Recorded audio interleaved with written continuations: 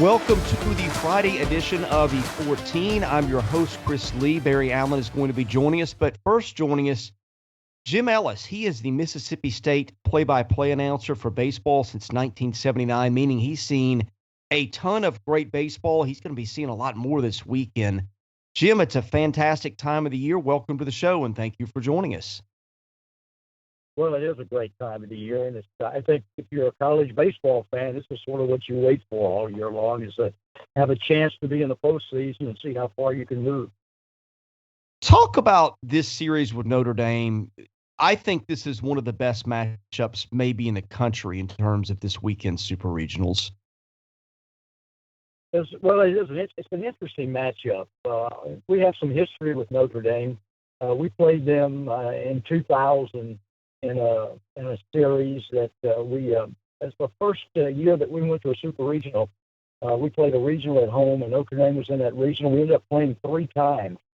They came out of a loser's bracket, defeated us in a game, and then we came back and won the second a championship game, a do-or-die championship game, and ended up going to Clemson that year. It was the first time that we went to a Super Regional after they had started the Super Regional format.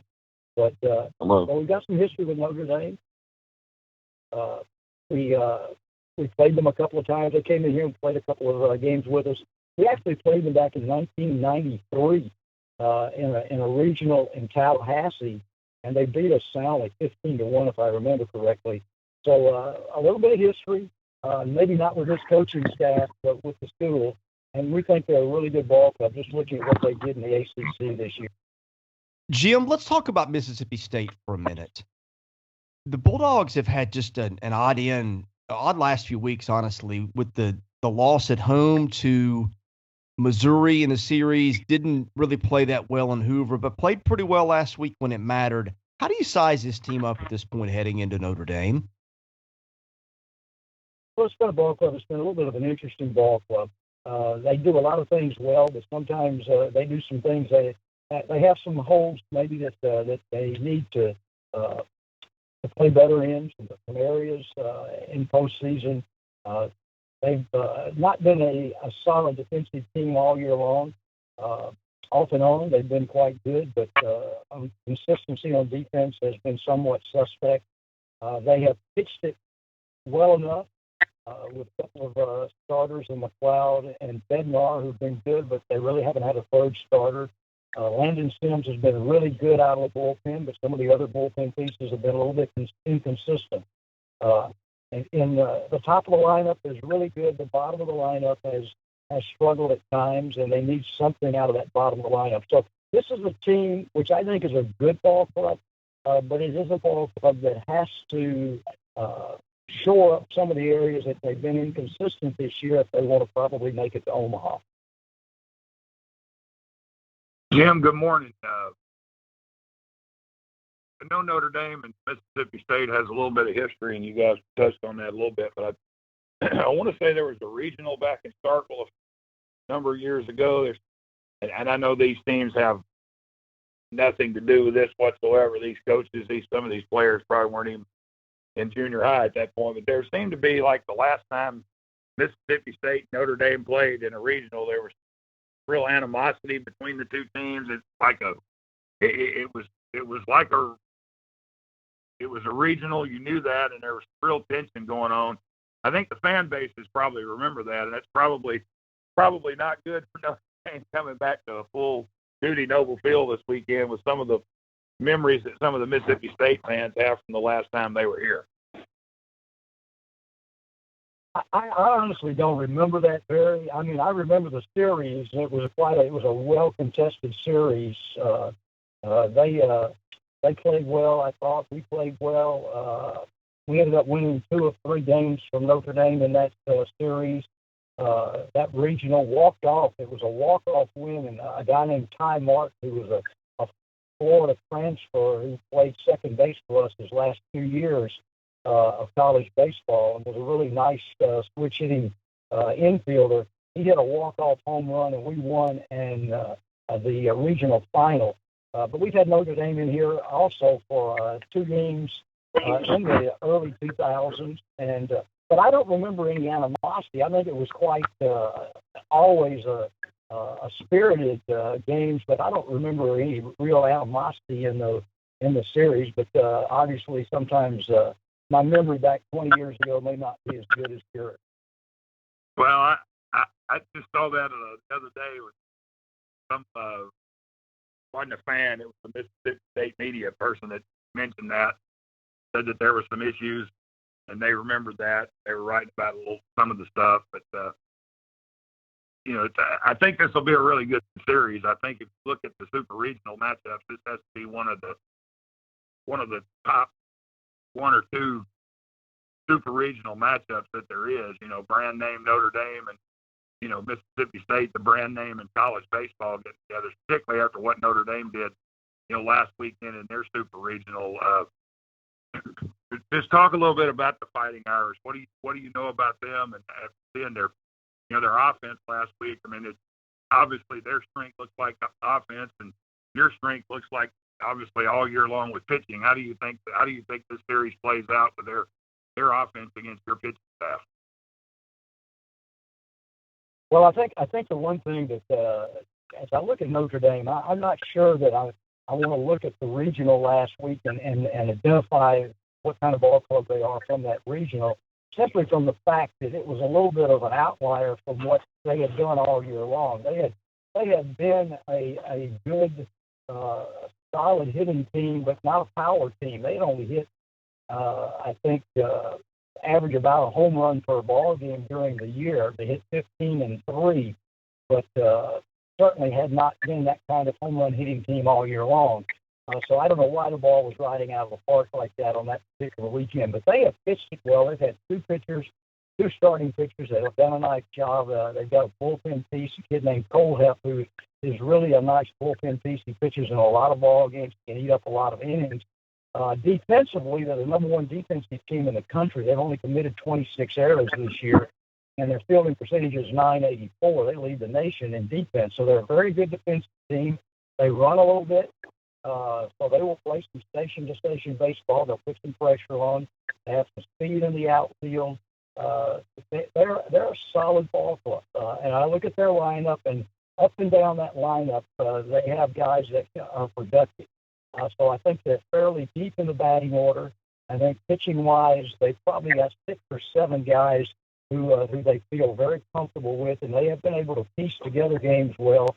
But in the regional, their starting pitchers went. Bertram, their first starting at Winston, he had a complete ball game, 9 innings, and then they got 8 innings and 7 innings out of their other 2. So 24 of the 27 innings that they played in the regional were handled by the starters. If they get that kind of pitching, it's going to be a tough weekend for Mississippi State. Jim, I suppose Will Bednar gets the ball to start. When I have seen him pitch, he's been really good. He's a power guy. He keeps the ball down the zone. Hitters have really had a tough time when I've seen him. He was good again last weekend, which I think he's been good most times. Tell us about him, and does he indeed get the ball in game one? We expect him to, although they have, as of yesterday, they had not made a complete, decision, I think, but I think that's what they're probably going to do. Bednar is, he's a hard thrower. He'll throw in the mid-90s consistently, and he can touch 95, 96, but he'll be consistently probably 93 to 95. Commands the strike zone well. Does a nice job of mixing pitches. Has a good breaking ball. He's just been a competitor. He's a real competitor, and he's shown an ability to pitch pretty deep in ball games as of late. But he's been basically a guy that we could count on for 5 and often get 7 out of, and that's about what they expect out of him. If he gives you 6 or 7 innings, I think they feel comfortable turning it over to the bullpen at that point. What was the reason for the switch? I know it's been McLeod and Bednar majority of the season, 1 and 2. What went into going Bednar and McLeod last weekend in the regional and staying that way this weekend in the Super Regional? I think it's just pitching performance. Bednar's been the most consistent. McLeod has had some really good outings, and he's had some not so good outings this year. He has not had the consistency that Bednar has. When McLeod has his off-speed pitches going, and when he's got a good changeup, he's got a nice breaking ball. He's not as his velocity is probably a low 90s as far as his fastball. And when he's got that three-pitch mix going, he can be very successful. He's been a little bit sporadic with his breaking ball here in the last half of the season. And when he doesn't have all his pitches going, he gets hit around some. So I just think consistency, they felt like Bednar was the more consistent, and they felt like when you get to the time where losing games means the difference in moving on or not, you want to put. I think anytime you're in a tournament-type format like we are, winning that first game is so important, and I think they just felt like it's probably their best opportunity, their best option for securing a win in Game 1 was Bednar, and that's the reason they went with it. Jim, I know with McLeod, the issue has been home runs. When I've seen him pitch, I think you're right. His breaking stuff is really good. When he struggles to get the corners, and this is the case with most pitchers, right? It's harder to pitch, but he just has been so good in just about everything. He's not easy to hit, but the ball just seems to jump out of the park against him. What's going on with that? Well, I think it's when he misses.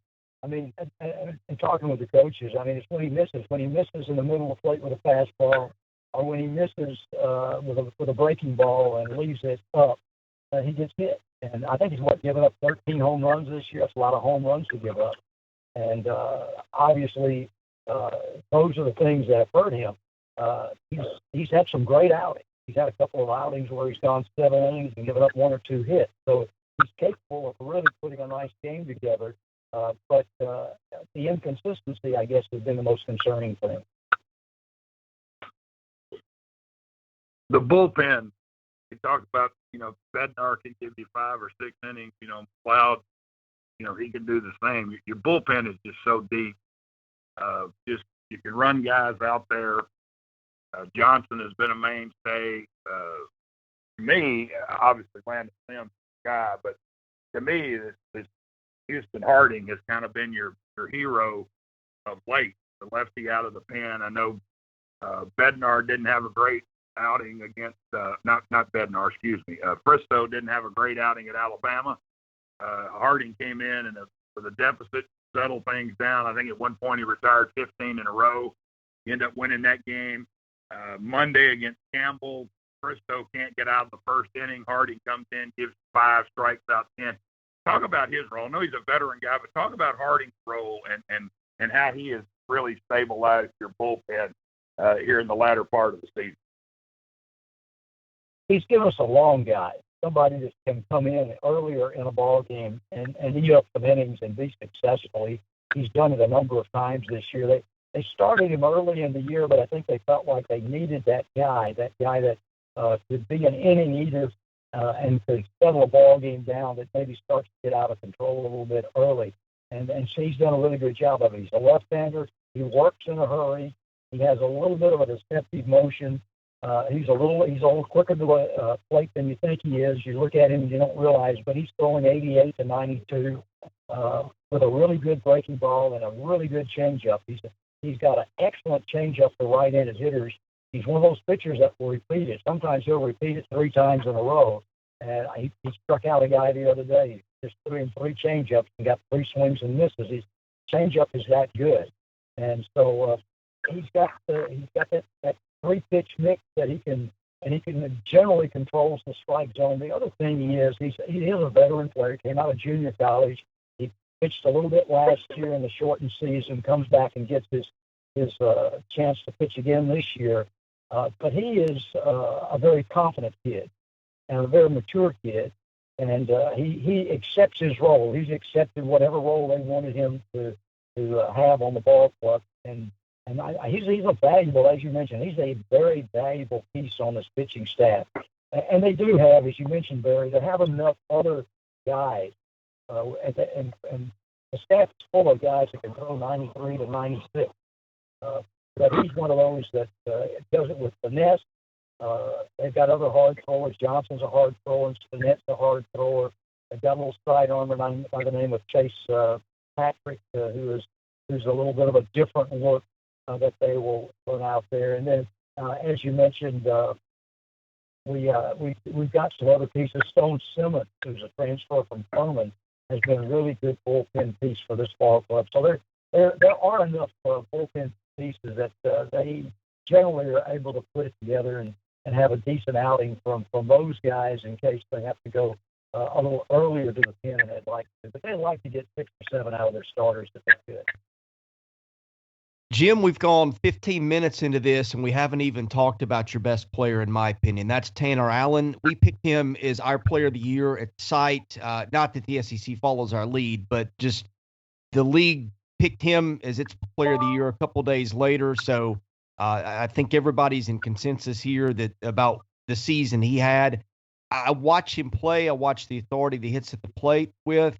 And I saw something in Hoover where they're getting beat pretty badly. I don't remember if it was the Tennessee game or not.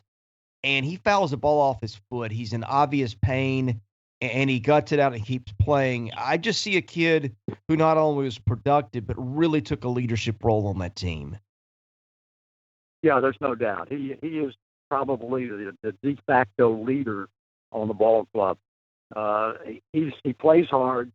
He's in the best shape of his life.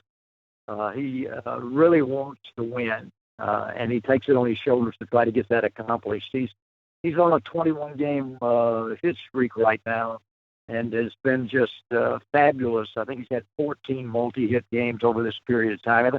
He's had hits in 28 of his last 30 ball games. He just finds a way to get on base. He doesn't mind giving up a little bit of power to put a ball in play when he has to, and yet he knows how to turn on the ball. He's just he's made himself into a solid right fielder, but he's stolen bases this year. He's done a great job of getting extra bases when he's on the base path. I can't say enough about him. He hit .411, as you know, in conference-only games, which is incredible in itself. He's hitting around .390 right now for the season. He's put together one of the better seasons, most complete seasons, and we've have a lot of guys who put good seasons together. And I'm not saying this is the best, but he certainly has put one of the best seasons together I've seen in some 40-plus years that I've covered Mississippi State baseball. He has a pretty good supporting cast around him. Rowdy Jordan, a really good leadoff hitter. He's hitting in the 2-hole, and then you got, Logan Tanner and Hancock, Cameron James, who had a really nice regional last weekend. Those first 4, 5, 6 guys in your lineup, really helped them. Just talk about Jordan's role and the guys that hit behind him and how they set him up and how that helps this offense to get things going. Because you guys, with your pitching staff, you really don't have to have a lot of runs to win games.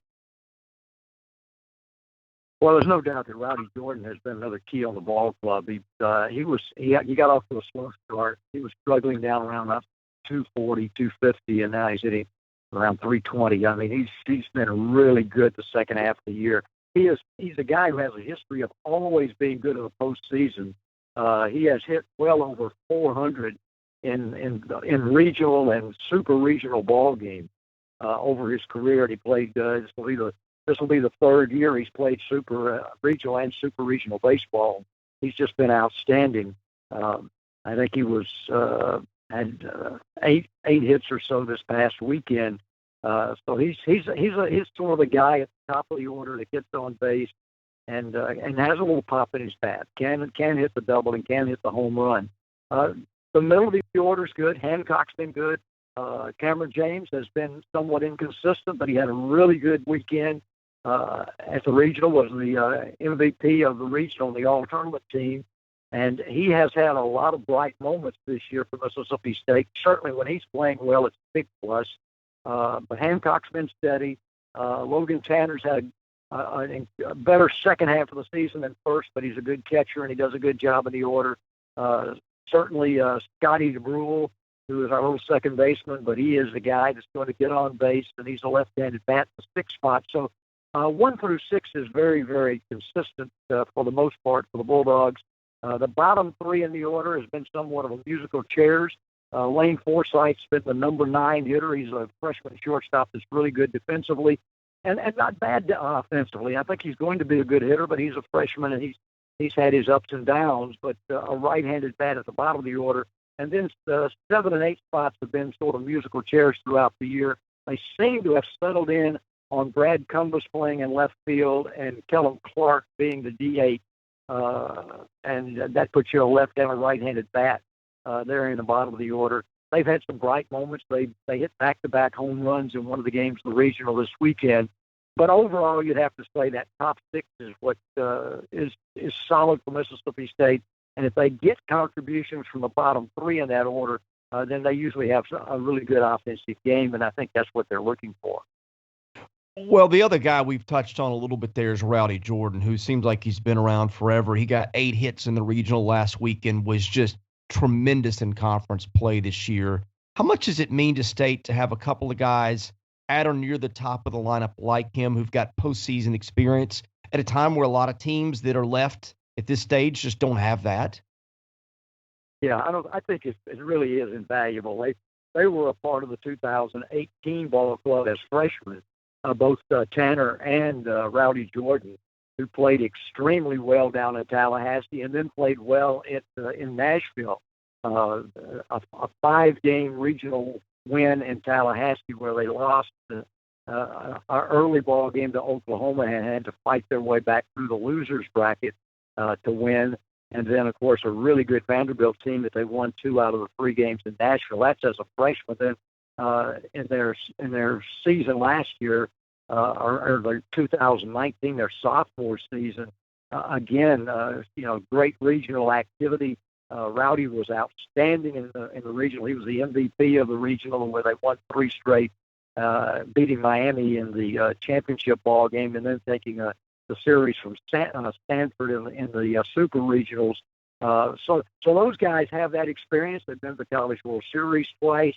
I think that's invaluable. They know what to expect, and they expect to be able to perform just as well on that stage as they do at any time in the regular season. And I think that's what really is the key. The key is that you expect as much out of yourself once you get to regional play or super regional play or College World Series play as you do at any other time of the year. You feel like you're comfortable with it, that you're not going to be surprised by anything. And that's what I think they come into this with, that type of mentality. And that sort of settles down often your whole ball club when you have some guys out there who understand that, yes, it's a big stage, but it's just another game, and you have to play it up to your total with a total effort and to the best of your ability, but you can relax and enjoy the moment while you play. I think they understand that, and they are a great twosome to have Tanner Allen and Rowdy Jordan on this ball club with all the experience they've had in postseason play is a luxury. You mentioned 2018 down at Florida State, the walk-off match he had to beat Florida State after a lengthy rain delay, and then 4 straight wins, elimination game wins, the Super Regional at Vanderbilt, and winning the Regional 2 years ago at home, and beating Stanford in the Super Regional. This is a team that expects to win regionals, Super Regionals, and go to Omaha every year. You're playing a team against Notre Dame, who kind of new on the horizon a little bit. A good season this year, but hadn't been to Omaha in a long time. I think 2002 when Paul Maneri took them. How big of an advantage is that for Mississippi State this weekend to have a roster full of guys who have not only played in the Super Regionals, but won them and gone to Omaha, as opposed to playing another team who has very little postseason experience? It's an interesting question, and I don't really know the answer to that. I don't know. I think Notre Dame is a very hungry ball club, and I think we're going to find that they're going to come in here with a great deal of enthusiasm. They feel like they've been discounted a little bit. They felt like they should be a top 8 seed, and they're not a top 8 seed. I know Nico Cavadas, their first baseman, said that they felt like they should be playing at home and not on the road this weekend. So they come in with a little bit of a chip on their shoulder. I know they came up with a carry the torch on every home run, where the guy who has the hits the home run as he comes from third base to home plate puts a hand up like he's carrying the Olympic torch, and when he gets to the plate, he turns and jams the torch in the ground, and his teammates greet him after that with the same type of motion. I think they've come up with a little emotional, team-oriented, enthusiastic way to encourage themselves to make the most of their opportunities. So it's going to be interesting. I think they're going to come in with a chip on their shoulder. I think Mississippi State can't take anything for granted. I do think, as we've talked about, experience is a factor. But I think that certainly this is we're talking about two talented baseball teams. I don't know whether the past has much to do with what takes place in the 2 or 3 games that are going to be played this weekend. It's going to be interesting to see how these ball clubs do match up, and I'm anxious to see that. But I don't know. Sometimes having a chip on your shoulder is enough. It helps to focus you, and certainly Notre Dame's going to have that factor. The Bulldogs are going to have the factor that they feel like they belong, and they feel like it's something that they should do, and they hopefully will go about their business in that manner and get something accomplished. But it's going to be interesting, sort of two different ideas of how these two teams approach this particular Super Regional. Their coach, Link Jarrett, came from UNC Greensboro, building program there, became the head coach at Notre Dame. He's obviously not unfamiliar with this kind of postseason experience. I mean, when he played, there were no Super Regionals. You won a 6-team regional, and you went to Omaha, and as starting shortstop, the freshman for Mike Martin at Florida State in 1991, he certainly did that. And then I think they made a couple of trips with him, to Omaha when he played at Florida State, teammates with Pedro Grifol and Eduardo Perez, and so he's experienced in this as a player. He understands this. Do you think that helps them a little bit, that they have a coach who's been through the wars a little bit, I guess you would say, in college baseball, and played for a coach and a program that expected to go to Omaha every year? Well, he understands it. I mean, that's for sure. I would think that it is some advantage to understand exactly what you're playing for. But he's done a great job with that program. He's got Notre Dame obviously going in the right direction. And I think the enthusiasm that Notre Dame is going to have coming into this venue is going to be big. I think that Notre Dame is going to have to adjust a little bit to the atmosphere that they're going to find here. They have not played before. A lot of people most of the year, I was looking at the crowds, mostly under 500 for most of the games, and I'm sure protocols and COVID has been a part of that. But they haven't been in a big-time atmosphere like they're going to see. And I think teams have to adjust to that. Some teams embrace it, though, and Notre Dame, with a little chip on their shoulder attitude, may embrace that. And it may, it may be something that motivates them. I don't know. But at the same time, I think you do have to adjust to that. I just see it as a regional with two good baseball teams. Both teams have some things they'd like to prove, and I think we ought to have a really good weekend of baseball. Jim, if they get to a Game 3, that's kind of been the issue for State lately. And frankly, that's the issue for almost every college baseball program, is finding a solid 3. I would presume that ideally you'd like to see Houston Harding and Landon Sims get a lot of innings in that setting. I guess Jackson Fristow probably the starter/opener in that one if they go according to plan. But what do you see as the Game 3 pitching plan, and how much does that just depend on how much they've got to burn through on Game 1 and 2? Well, I think everything depends upon what they have to burn through on Game 1 and 2 if they have to go to a Game 3. And I don't. I think ideally that probably Houston Harding would be the Game 3 starter if they haven't had to use him in Game 1 and 2. If they do have to use Harding, then I think that, it's going to be a coaching decision, and I suspect they would approach it with the idea that it's going to be a a third game by committee. That's what I would expect.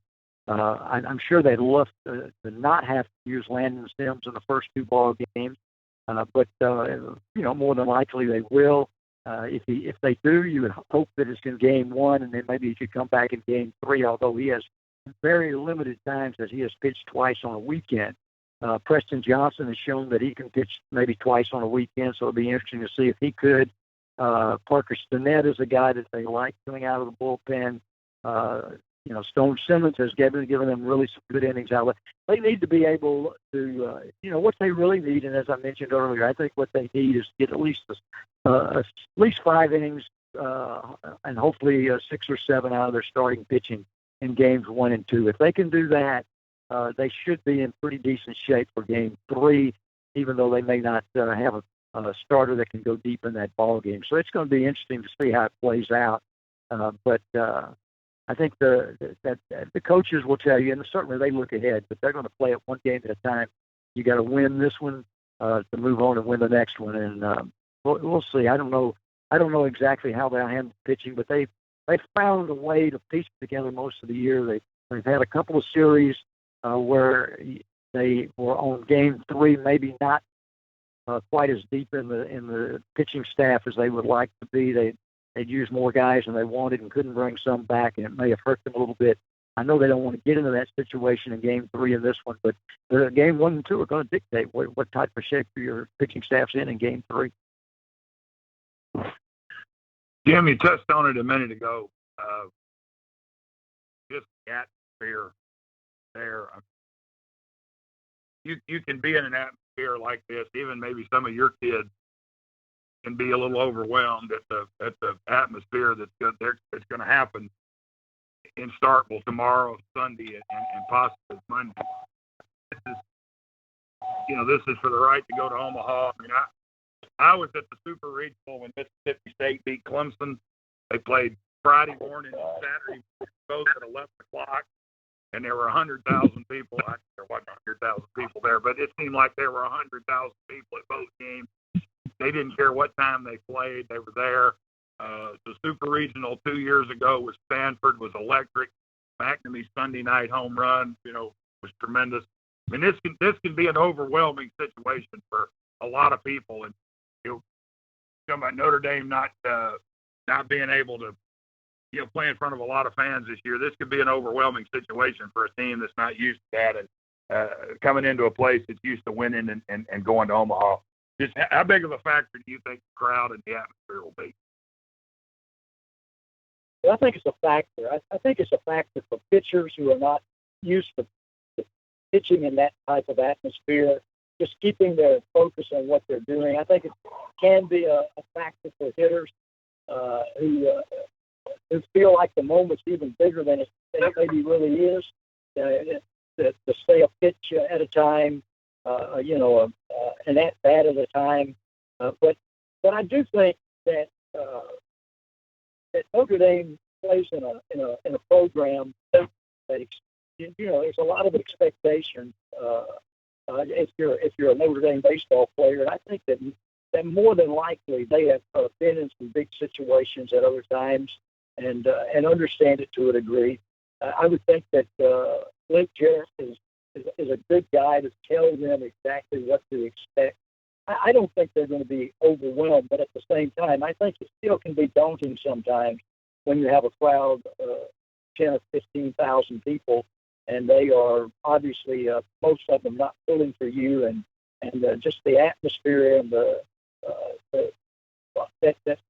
stadium, which is the thing I like about the stadium. It really encloses the whole field with the outfield and the berms and the grandstand. It's a feeling that there's folks all around you, that you're surrounded, and I guess you're surrounded by hostile fans, although I think our fans really treat the opponents pretty well for the most part. But I would think it's got to be a factor if you haven't played in that kind of atmosphere. Jim, we appreciate your time today. I don't know if there's anything with this Starkville Super Regional that deserves to be discussed that we didn't get to. But wrap us up here with any thoughts that you think are pertinent that we didn't mention. And also tell folks how to follow your calls and anything like that, your Twitter account that you'd like to promote. Well, I think this is something that people in this, really the Mississippi State folks, the fan base, expect their team to get in a region. This was the 33rd regional that I have been a part of. This is the 10th Super Regional I've been able to broadcast, and I'm hoping to go to my another College World Series. I've been to 11 of those for the ball club. So you get an idea that over the years, our folks have gotten used to this. They expect it, and it's the time of the year they really look forward to.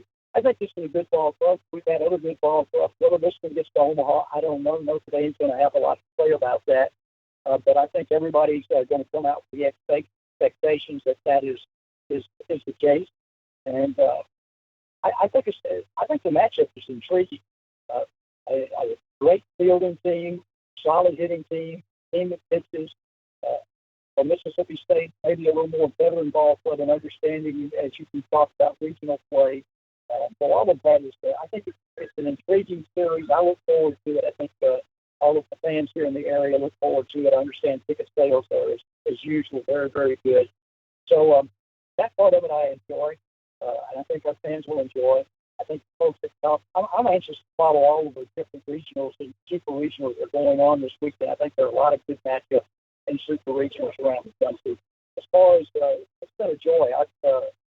I've said since '79 I've been following this baseball team. First year we went to a regional, went to the College World Series. I thought that was the way it's supposed to be, and then I found out over the year how tough it is to get to Omaha.